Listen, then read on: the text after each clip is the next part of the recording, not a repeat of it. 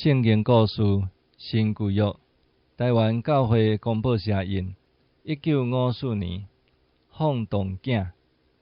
耶稣讲放动囝的故事，互咱听，甲咱讲，上帝是怎样疼咱有罪的世间人。有一个人有2个囝，因逐日做伙生活，真欢喜快乐。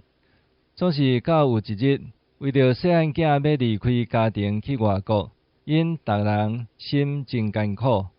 伊的老爸无爱伊去，总是无法度，就将伊应该得的钱银摕互伊。这个细汉囝得到遐个钱，就随时离开因去。伊出去了后，所看的、所做，逐项拢真心实。有真侪朋友来，甲伊相甲佚佗快乐。总是到最后，伊的钱拢用了，伊的朋友也拢毋搁甲伊做伙啊。这时，伊的快乐无了，后来就去做人的顾猪的。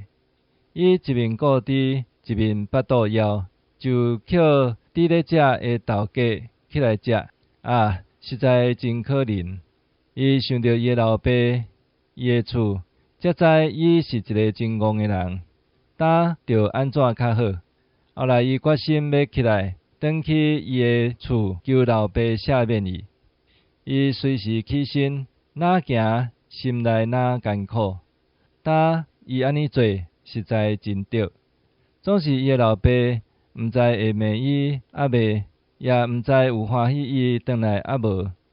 伊遮的烦恼拢是假的，因为伊的老爸一看到伊转来，就走出去，将伊揽伫胸前，毋但赦免伊，也搁祝福伊。